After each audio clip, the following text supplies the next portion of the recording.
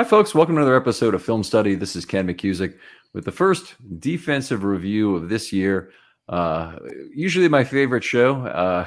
Unfortunately, after this week, I'm not sure anymore with the number of injuries that occurred to the Ravens this week, but we have to face it head on, and that's part of the getting over it process. Joining me to do that is Gordon McGinnis of PFF. Gordon, how you doing?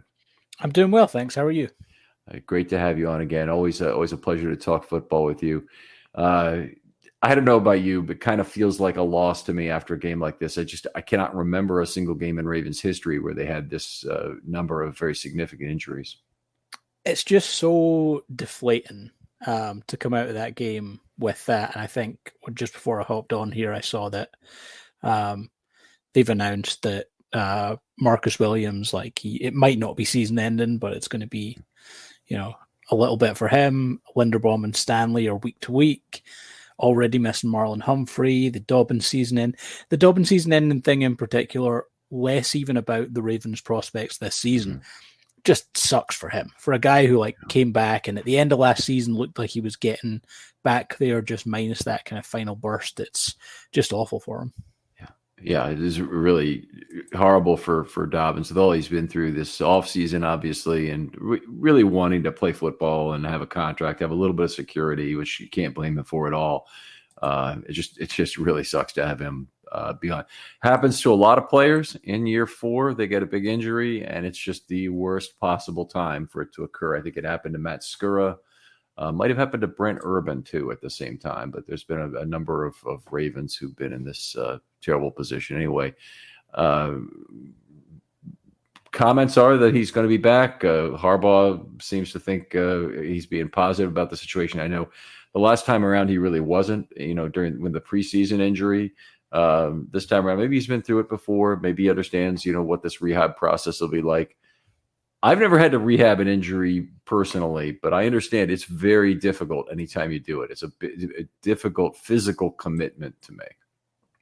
Yeah, and it's not like, I'm sure we've all had injuries. There's a difference between me rolling my ankle and struggling to walk for a couple of weeks before slowly getting back to where I need to be versus an athlete who, has to use that ankle to cut, to juke, all those things. Yeah, absolutely.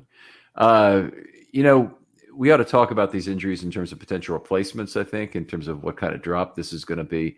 I wanted to finish with a little bit of a thought experiment about this, but in Dobbins' case, the obvious replacement to me seems to be Keaton Mitchell. People are already talking, of course, about Gordon being the guy. Where are you on that? Yeah, I mean, the fumbles that Melvin Gordon's had in his career, I struggled with that as a sign-in regardless, because it just felt like something that John Harbaugh was going to get annoyed at some point during the season. Keaton Mitchell, I think, if he can get on the field, has the ability to create big plays, which I think is great. I thought it was interesting that they went to Justice Hill pretty much straight away. Gus Edwards obviously got involved a bit yesterday, but I'll be interested to see if it winds up being like a 50-50 split between these two this coming week. Yeah, it was a little surprising given how much Gus has really carried the workload in the past and been an effective back. It does seem to me like Gus is the sort of back who would have more trouble running out of 11 personnel than a Hill would. And also Hill can give you probably a little more in the passing game. A little bit of pass blocking, a little bit as a receiver, although he's never really been a breakaway threat. But I'm hoping with a offense which is more based on space creation that he's going to be a more threatening player. Yeah, and I know we're going to be talking defense here, but the offensive side of it, I think one of the things I like about the way they're set up is they can maneuver themselves from formation to formation. Like a guy like Ricard, they can line up in a 2 tight end set and then bring him in as a fullback. I kind of like the prospect of Justice Hill being the guy early in games, and if you have a lead late and you can turn and you can get a little bit heavier because of who they have, and let Gus Edwards really try and grind the win out. I want to put a pin in that one because I want to come back to it, but being able to close out games is very important for this team. And obviously it's very important to the defense, not just the offense. I think people don't always think about it in those terms. In terms of Ronnie Stanley, I assume it'll be Patrick McCary here for the immediate future. It's certainly he's the guy they put under wraps. In fact, just as much bubble wrap as they had on Stanley during the preseason in terms of not taking any snaps. Stanley really hadn't even played any padded practices. He might have played one during this entire camp process. So they exceptionally protected him. Yeah, and it's just, again, a little bit similar to the Dobbins thing, not the exact same, but anytime Stanley gets hurt now, you just worry about the long-term impacts for him because of how much time he missed. And I think Patrick McCarry I think he can be a serviceable left tackle in the NFL. The difference, though, is that Ronnie Stanley on his best day is one of the most natural pass protectors in football. So it's very, very difficult to replace that. Yeah, I would agree with that. And the Ravens' lack of a backup left tackle now for really several years, because Alejandro Villanueva was not a good solution, obviously, there. And McCarry is not really the solution you'd want to have. You want to have another true guy who can play left tackle. It's kind of an embarrassment of riches if you ever are in that position, or if your right tackle can move over and play left tackle. There's never been a thought of Moses doing it. There was certainly a hope last year that Juwan James might be the guy, at least temporarily, though. Yeah, and that's that's going to be the thing to watch going forward. I think, you're going to get, like I said, you can get serviceable play out of McCarry, but this is a division whereby you're going to see Myles Garrett, you're going to see TJ Watt, you're going to see Zadarius Smith. There's a lot of good edge rushers in this division. And if Stanley winds up being out for, 4-6 weeks, something like that, it's just going to have an impact somewhere down the line. Mm-hmm. Yeah, absolutely. And some of those divisional games coming up, obviously, here in weeks 2 and 4. The Bengals look like they have significant offensive line problems, too. Did you happen to look at the PFF scoring for them and see what has occurred? I didn't get a chance to look, but I did see watching the game yesterday. They definitely had some struggles. I think Orlando Brown in particular struggling against Myles Garrett. And that's Orlando Brown's always had some limitations in that sense. Again, guy who can be a good left tackle, even a very good left tackle, but is always going to struggle against some of those top tier edge rushers, I think. Mm-hmm. All right. The thought experiment I wanted to kind of toss out there just for a minute or two, and I don't want to spend a ton of time on this, but is, you go through a game like you did yesterday with the Ravens, and I just happened to hear this on the way home, and I know it really wasn't intended literally, but it kind of triggers thought in my mind. A guy on the way home said, so and so and so, and they're all injured, but the important thing is they got the win. And I listen to that and I just shake my head. And I'm like, if there's any way you could reverse this and replay this game and, take your chances again with injuries, I think any Raven fan would do that. But my question for you is, would you reverse the injuries and take a loss against the Texans in week 1 in terms of the better prospects for the rest of the year? I think I would. Probably the caveat of, how long is Marcus Williams out for? How long is Stanley out for? How long is Linderbaum out for? But if you just consider the fact that, we obviously at PFF, we have wins above replacement. Those 4 guys, and you add in Marlon Humphrey, I'm pretty sure they all add up to an average per season of over a win, just combined between those guys. And that's taken those guys kind of on their own, not considering the fact of you have to stack those injuries up on top of each other. It's just, it's huge. And it's the tough thing as well is how strong the AFC is going to be this year. My first thought when Marlon Humphrey got hurt was this is a conference whereby 2 good teams on paper are not making the playoffs. And all of a sudden the Ravens are going to be without one of their best defensive players for the first probably 4 weeks. So this just adds to that. Yeah, obviously very, very serious situation. And, the first week of the season always tells you a lot about teams because you don't know a lot about these teams. And we don't see the players play in the first week. But I would have said that this game alone cost them between 1.2 and 1.5 wins, despite the win. And you think about this, and they probably had, 0.15 wins added, 0.15 to 0.2. Look at the money line. I mean, the Ravens had about an 80 to 85% chance to win the game based on that. So they pick up, between 0.15 and 0.2 wins just by winning the game, but then they lose everybody. And, this is injuries. Here's what I really don't like about the NFL right now. I hate the fact that it's so injury based. And part of it is that, your own team gets decimated, but I don't like the notion of rooting for injuries, period. but you have to get pretty decent injury luck relative to the other teams, or you can't keep up. So I really hate that about the league right now. I wish they would, I wish there was something that could be done to the game to dramatically improve injury rates that wouldn't also make it unfun to watch. Yeah, it would be fantastic if they could. And then if you look back at the Ravens' success back in 2019, like that was a year that injury luck was in their favor that year. Like that's, and then since then, time and time again, big injuries costing them. And I don't want to be a complete downer, but it's early in September and my expectations for the team have dropped considerably because of just how tough the AFC is. You're talking there, you lose 1.5 games because of those players being out for a considerable period of time. 1.5 games is very likely going to be the difference between making or missing the playoffs, or winning or not winning the division. Right. And that's absolutely true. And either one of those two is certainly possible. But I know there are a lot of people out there who said, well, the Ravens are going to be 13-4 this year, and they had their list of W's and L's. It's not the way I think. I think probabilistically about each game. I see a 0.8 or a 0.82 against the Texans. I don't see a W. and it's just, I understand not everybody thinks that way, but that's the way I'm thinking about it. I'm just very concerned about what this means for their playoff prospects. Oh, well, we play the games, right? Oh, yeah. And I mean, like, to avoid being completely negative, yesterday they won that game comfortably against, yes, an outmatched opponent. But those injuries happened throughout the game, so they had to go through a good part of the game without those injuries.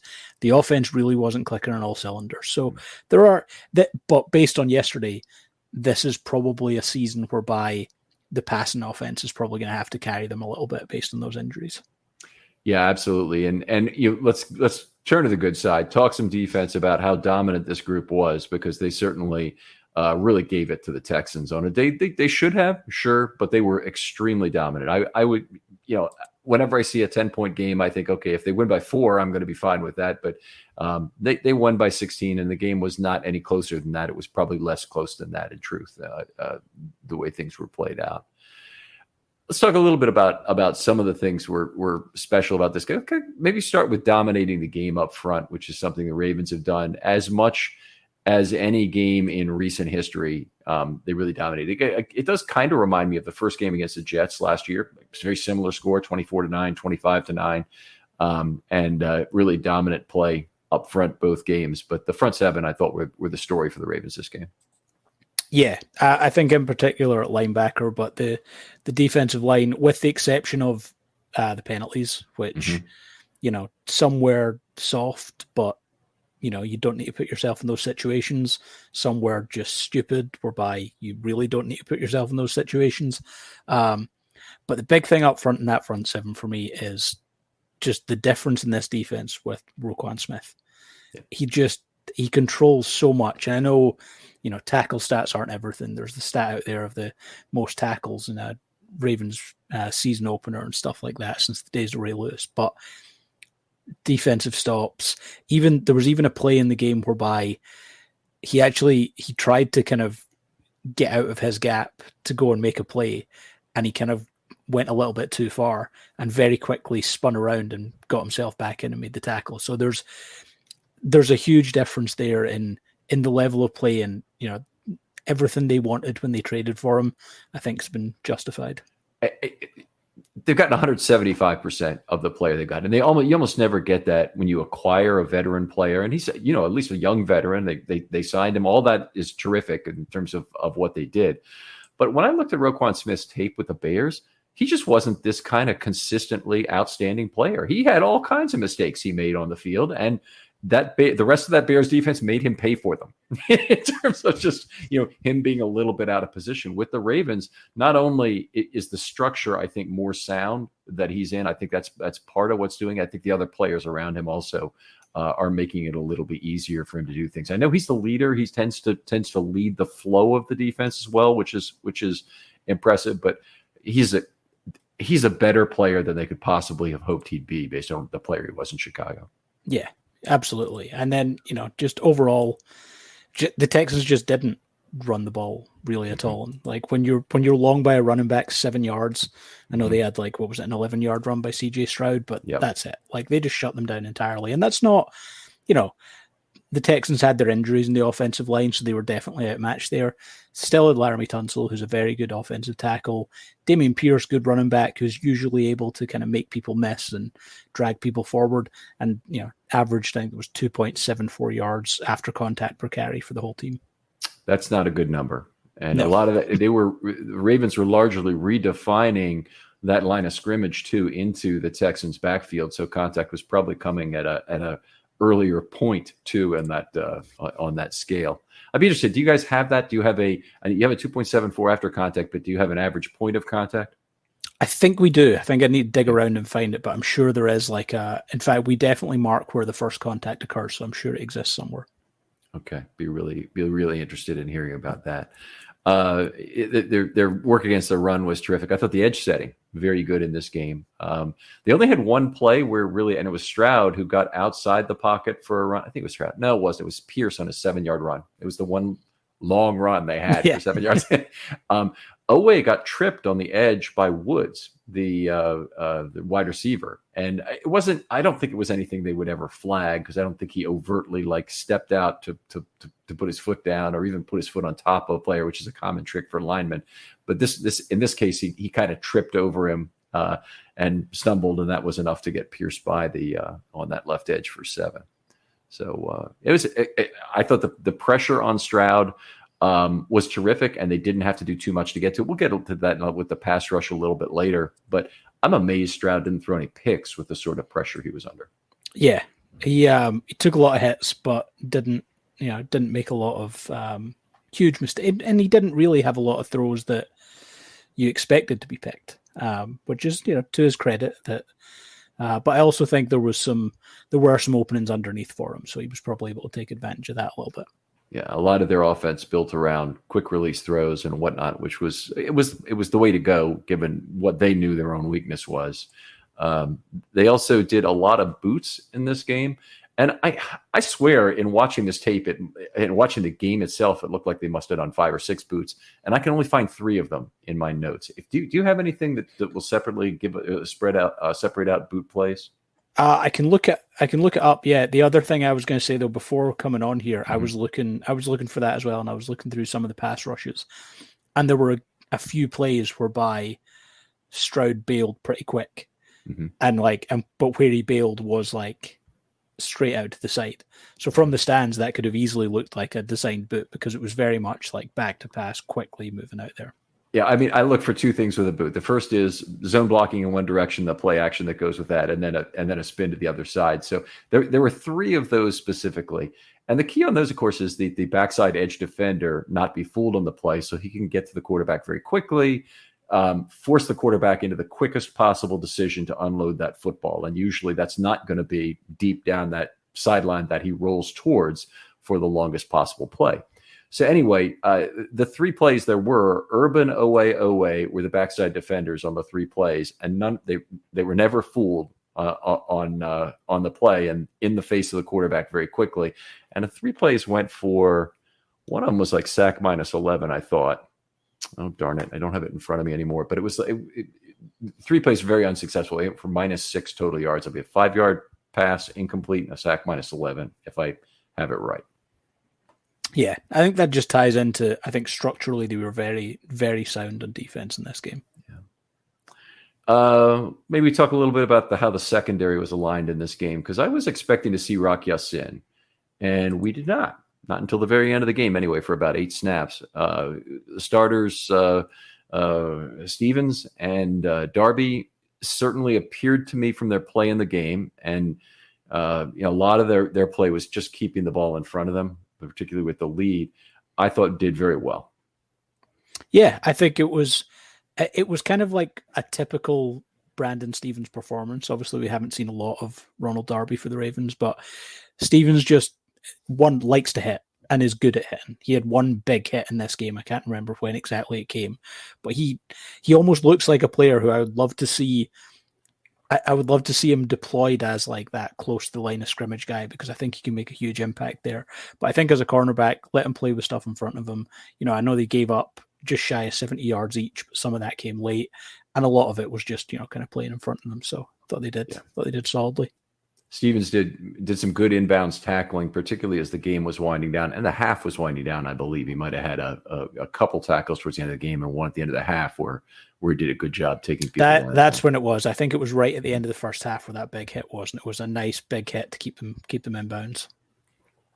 Thought Darby looked really good, both against the pass and against the run. Really getting underneath and making some plays downhill. He looked almost like an additional edge defender there on one particular play where he took a runner down for 0. I'm not even sure if that was a run or a pass because it might have been a shovel, but it was just a very short play. Yeah. And I'm just having a quick look at our grades from the game, and both Darby and Stevens were above 70 in PFF grades against the run. So that kind of tracks for what you're seeing. All right. Washington over Mollett. Now, this has been probably the biggest revelation for us during this camp and preseason has been the play of Ardarius Washington. And while Rome is burning everywhere else in the cornerback room, Washington really stepped up, had a terrific preseason. They had signed Mollett, and he didn't look bad at the beginning of camp, and then he wasn't there for a long time. He wasn't available to practice, didn't play in the preseason. I don't believe he played at all in the preseason. No, he didn't in any of the 3 games. So Ardarius Washington really took over that spot. He's won it cleanly. I think it would have been maybe a little un-Harbaugh-like for him to give the job back to Mollett, even though he's a veteran. But they had him at the podium recently, and it actually concerned me that he might get the job over Washington. And after Washington's first game here, I don't think he's giving it back anytime soon. No, this was almost probably the kind of mirror to the injury issue was the fact that he was able to just make such a big impact. And he earned that job in preseason by playing really good. As a bettor, you demand perfection, and MyBookie delivers. NFL, college football, and a brand new cash out system gives you options to bet and win all season long. If the first 2 legs of your parlay hit, cash out early and use those funds for another bet, or let it all ride for a chance at an even bigger payday. Join the MyBookie family for an entire season filled with odds boosts, free bets, and super contests. This season, MyBookie has a no-strings-attached cash bonus that lets you deposit and withdraw quick. Use the promo code RAVENS on a deposit of $50 or more, and you can receive up to $200 in cash instantly to your MyBookie account. Bet your deposit amount once, and you're ready to cash out at any time. Again, that's promo code RAVENS to claim your cash deposit bonus. You can bet anything, anytime, anywhere, only with MyBookie. Film Study is brought to you by GoPuff. GoPuff is a delivery app that offers super fast delivery of anything you need. Their simple-to-use app lets you order your favorite brands and products right to your door in 30 minutes or less. No middleman, no crazy fees, and no waiting around. GoPuff has literally everything you could ever want. Get snacks, drinks, groceries, alcohol, home essentials, and more delivered with a click of a button. For a limited time only, GoPuff is giving new customers $10 off their first 10 orders, plus a free 14-day trial of their exclusive membership program by using the code WELCOME1010. GoPuff's membership program gets you access to unlimited free deliveries with no service fees, extremely low pricing on over 150 everyday essentials like eggs, milk, Ben & Jerry's, and more, and insane weekly deals on the most coveted and in-demand brands and products. So download the GoPuff app or visit gopuff.com and use the code WELCOME1010 today. Good football. Again, similar to the stuff that we talked about with Stevens and Darby there. Plays really good with the ball in front of him. Sound tackler. In this game, we had him giving up four receptions, but it only went for 26 yards. So really nice game, I thought. Good instincts. And, in a lot of ways, he's not dissimilar to Kyle Hamilton in that he's not got the ideal speed to play that nickel position. You don't generally want a 4.62 guy there. And he's very, very quick downhill, and did that well. Rushed the passer very effectively. Had some nice help from Clowney on his sack, where in the preseason he'd actually missed a couple sacks, but still was in there. And usually retracking that quarterback, even if you get a missed tackle in your column, is typically a pretty darn good positive thing to do. Whenever you do it, but anyway, very nice, clean, solid takedown of Stroud in this game.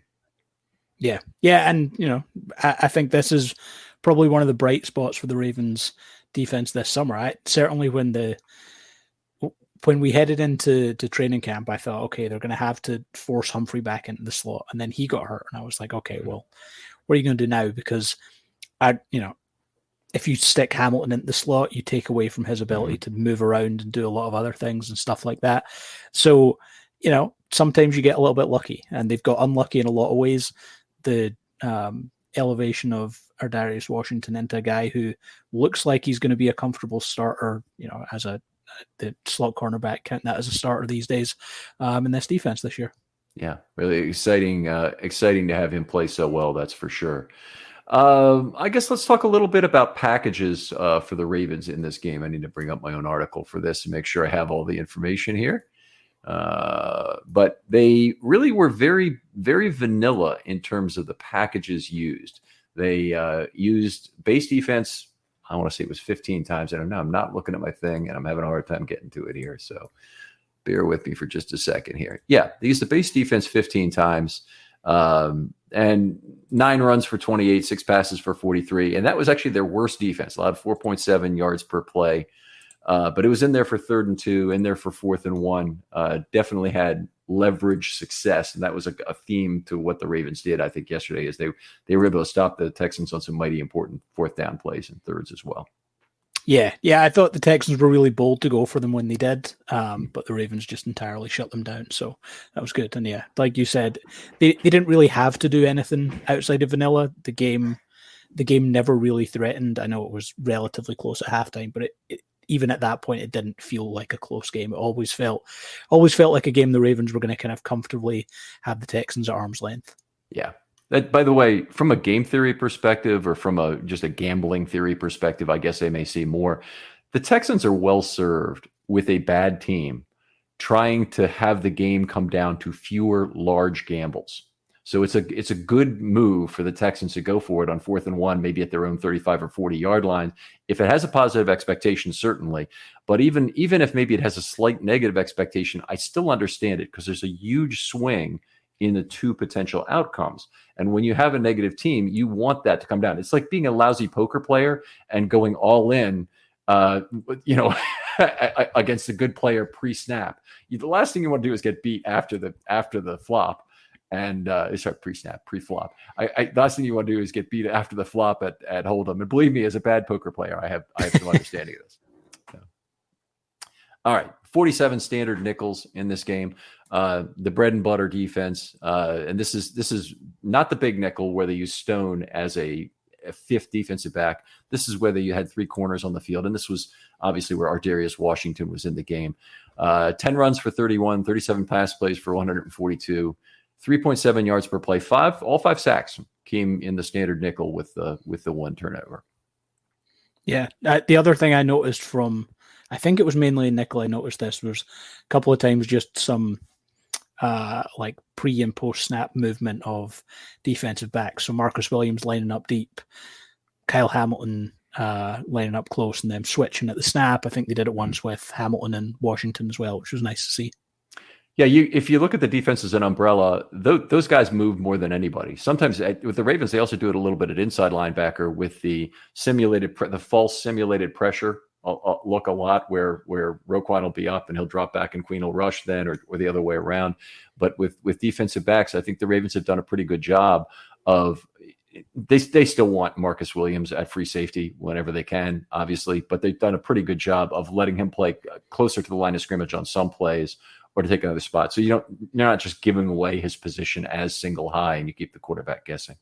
Yeah. I guess my big piece of intrigue with Williams out now is how much are we going to see Hamilton be, back there deep? I think I had a look at it and it felt like throughout the first half, most of Hamilton's snaps were closer to the line of scrimmage, allowing him to be that impact player there. Second half, it was a lot more free safety looks. But in saying that, again, second half, a lot more vanilla things, obviously, with the game well in front of them. So, maybe there's a bit of back and forth there.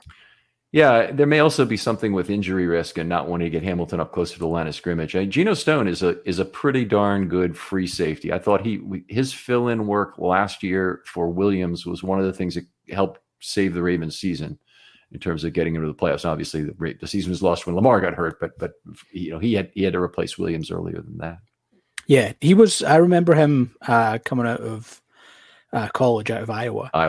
Yeah, and when the Ravens got him in seventh round, I was really excited because we really liked him at PFF. Really good player in college. I remember it well because you guys had him as in a second round grade on him, if I recall correctly. I liked him too, and I really looked at him because you guys had him ranked so high.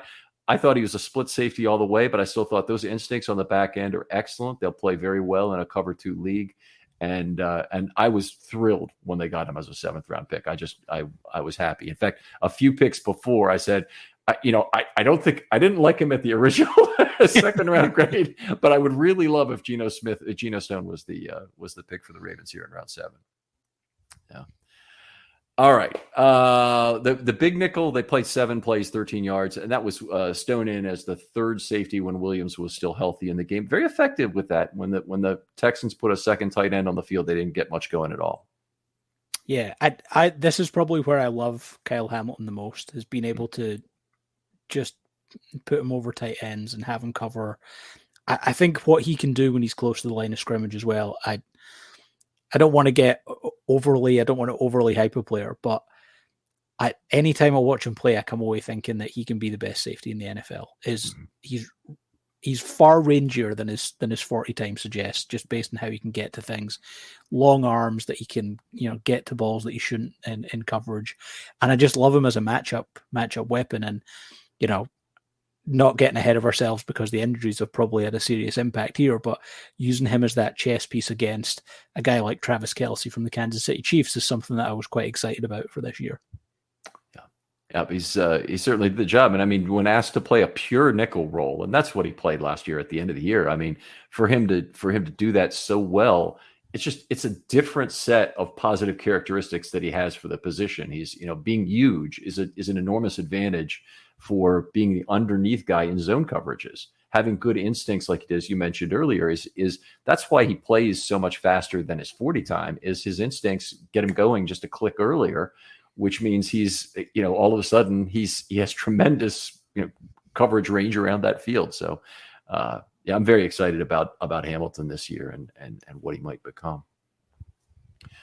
Let's talk a little bit about the 32 dime, because I like generalized dime packages anyway. The Ravens are really a committed nickel team now. You become a committed nickel team when you have 2 inside linebackers to stay on the field all the time.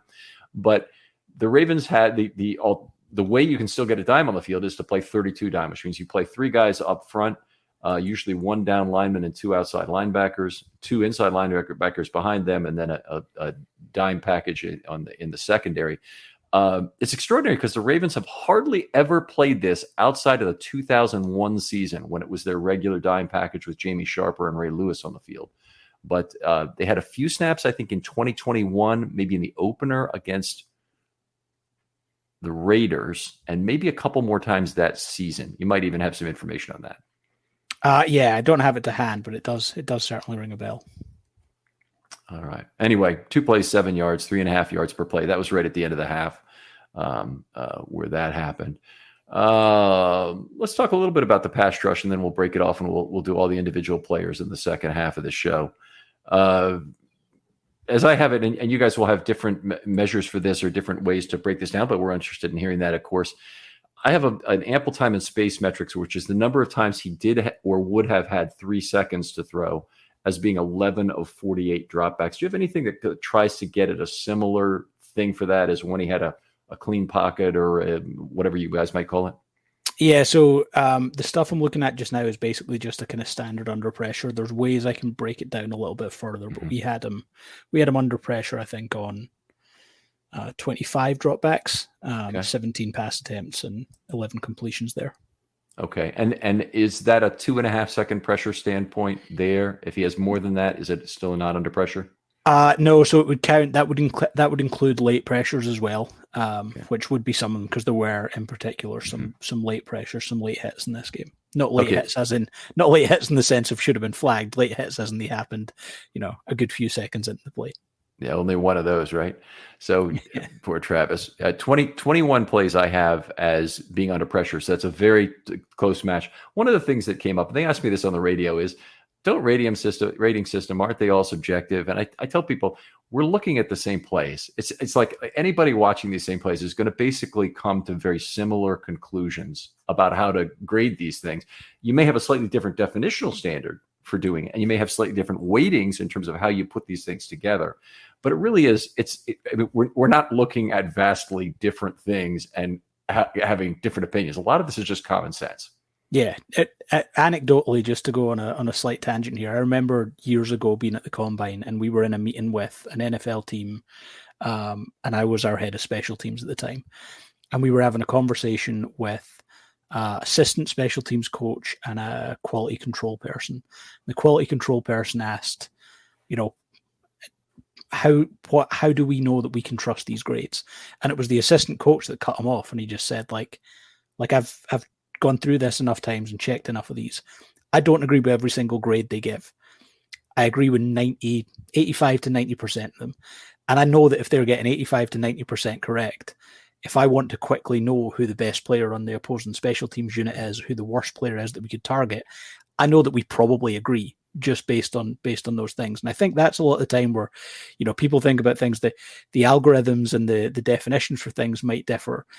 Generally speaking, most, even a lot of the film guys who, when you talk about plays with those guys over and over, it's usually just, a couple of plays here and there that there's genuine major disagreement on.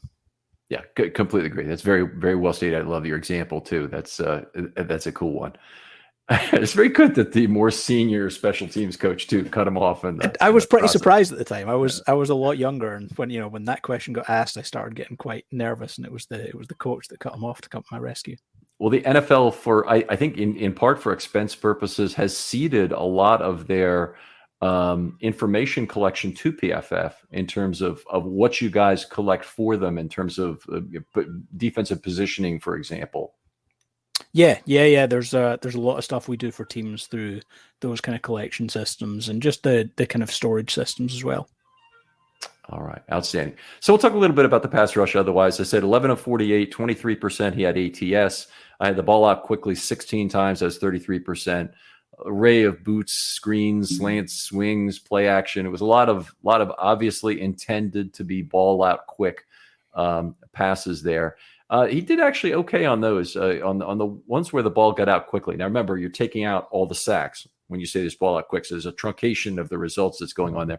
8.1 yards per play, still very good. A lot of times those tend to be so many short passes with some incompletes. You might end up with 5 or 6 yards per ball out quick throw. But he did quite well on those. Yeah, I think it was kind of did what you would hope from him. Maybe a little bit better than you would expect from a rookie. Mm-hmm. And I think that's a system whereby, similar to a lot of what they did in San Francisco, they're going to be looking to get the ball into playmakers in open space and try and do it quickly and stuff like that. And that can help rookies, definitely. All right. Now, the interesting thing was the pressure plays, because there were 21 of those as I count them, and I'd love to hear the results in your 25 because I think it's going to be similar. The Ravens had all 5 of their sacks included in that. All of those had an early pressure in there, so they didn't have a late sack that was a result of a 4 or 5 second pocket or whatever where somebody got chased down. There was a pressure early in each of those plays, but 0 net yards on those 21 plays. 50 passing yards and 50 sack yards just happened to work out exactly to 0. That's easily in the top 3 to 5% of games I've ever tracked for the Ravens in terms of pressure yielding a very poor yards per play result. Yeah, and I didn't look at numbers for that, but that definitely felt like what I saw watching it, whereby it really hindered what the Texans were trying to do when they could put them under pressure. Nice mix of numbers from McDonald. 3 plays with three rushers 3 times, 4 rushers 32 times, 5-8, 6-5 times. Not relying on numbers, certainly with that. With what is it? 13 out of 48 blitzes. That's 27%. That's not particularly high by Raven standards anyway. I wouldn't know league wide, honestly, if that's particularly high or not. No, I don't know league wide. I know obviously the Ravens league wide are relatively high, but I don't think that it doesn't sound particularly high anyway. And I mean, it wasn't any one particular thing McDonald felt like he needed to do. It's a little bit here that I think they might still be keeping some things under wraps for the next few weeks too. I suspect in particular next week, because that feels like Mike McDonald really relishes that opportunity to go against Joe Burrow based on some of those matchups. Certainly some things have worked out well there in the past. What else we want to talk about? 11 individual blitzes. So you may define it differently. Again, the player has to be at least 1.5 yards off the line of scrimmage and no closer than the slot cornerback. So if a slot cornerback cheats away inside early and gives away, he's coming on the blitz. He's no longer a blitzer. Okay. So then the offensive line or running back usually has a chance to react to that.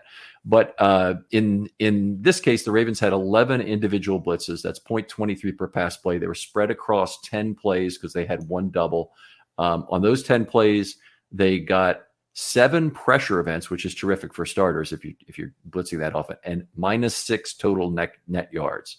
So just a fabulous day for the blitz there, and that included both the Queen and the Roquan sacks. Yeah, and so our definition, we're not taking into consideration the like a guy kind of cheating up and things like that. So we had it with I looked at this earlier. So 5 off-ball linebackers in the NFL this week so far have blitzed 9 or more times, and 2 of them played for the Ravens in terms of those definitions. So you meant rush the quarterback 9 or more. Rush times. The quarterback, yes, yeah. So like our definition of those. I love the way that Mike McDonald uses his linebackers to attack like that. Patrick Queen in particular, who I'm not going to rehash all the issues that I think he has, because I think he's improved dramatically as a player as well. But McDonald is just knows how to isolate him as a weapon as on the defensive side of the ball. How did Queen look in coverage to you in this game? Because I thought he did a pretty good job of being in the right place for most of the game. Yeah, my only real issue with Patrick Queen in this game was, I think, a couple of missed tackles that he had. Other than that, I think he was solid in coverage. I think both of the missed tackles came in coverage. And that's just the way he tackles. Like, he's been in the league long enough now that I've kind of come to accept that, and you have to deal with those things. But he had a nice play. I don't know if he definitely got the pass breakup or if he was just there. For a linebacker to be in that position, I think is a really nice play regardless. Yeah, he was credited with it, and he had something to do with that ball being dropped, it looked like, but it was good. I rolled right over the guy as it was happening. Where it didn't work for the Ravens in this game is stunting. They stunted 8 times. Stroud completed all 8 of those passes for 83 net yards, 10.4 yards per play. So they were really just doing him a favor. What it looks like to me, particularly when the Ravens stunt a lot, I know Calais Campbell has talked about this before, is they call a fair number of the stunts just on field, that the players are empowered to stunt as they like. They had one double twist where both outside guys were going inside, and almost looked like one of those was probably called because they weren't quite running into each other, but they weren't also making the best use of space on that play. Yeah, there was even one, I think, where I think it resulted in a pressure or a hit, but it was based on the recovery afterwards, where Owe and someone just kind of like both were trying to go the same way and all those things. So it just felt like a couple of miscommunications in that sense. All right. Simulated pressure only twice. Really surprised by that, because simulated pressure is something that's traditionally used against rookie quarterbacks, against offensive lines who have continuity issues. And you had the double biorhythm of those two in this game for, by the way, anybody too old to remember what biorhythms were? People in the 1970s on the school bus and whatnot had these little biorhythm things they would carry around. Utter silliness at the time. But anyway, simulated pressure not used particularly often by the Ravens in this game, which is a little bit of a surprise to me. Yeah, I mean, again, maybe what you touched on earlier, maybe felt they didn't really need to in this game. Maybe felt they could keep some of that for later in the year. All right. When we talk about pressure, I think I want to talk about Jadeveon Clowney here. I know we can talk about a lot of the players, but Clowney had a terrific day of rushing the passer here. And there's going to be some Clowney detractors who will again point to the fact he didn't have any sacks. Clowney had a pressure which led to a quarterback hit by Oweh. He had a quarterback hit of his own. He had a pressure which phone boothed the pocket so that Ajabo could get the sack fumble. He had a pressure which caused Stroud to step up right into Ardarius Washington's arms for another sack, and he had another just solo pressure of his own. I had him for 5 pressures in the game. Not sure how you guys had him rated. Yeah, I think we had him for 6, and I think 3 of those were unblocked when I looked at it, and I think that is as well, like, more than a lot of places in the NFL. The Ravens scheme up a lot of pressure. They don't have that true alpha edge guy, but they are able to scheme these things up. So it's why you see a lot of unblocked pressures from their players. All right. Well, we're going to come back and talk to Gordon in part 2 of this show. Please download that when you get a chance. But before we do, Gordon, tell folks where they can find your work online. Yeah, you'll find anything I write on pff.com, and you'll find me on Twitter or X, depending on what we're calling it these days, at pff_Gordon. All right, outstanding. Other folks out there, if you'd like to be on a film study short, there's still time for about 1 per week during the season. Hit me up with a DM on Twitter. I'd love to hear from you. That's how I meet new people and really enjoy this process. Gordon, thanks again for coming on. Thank you very much. And we'll talk to you next time on Film Study.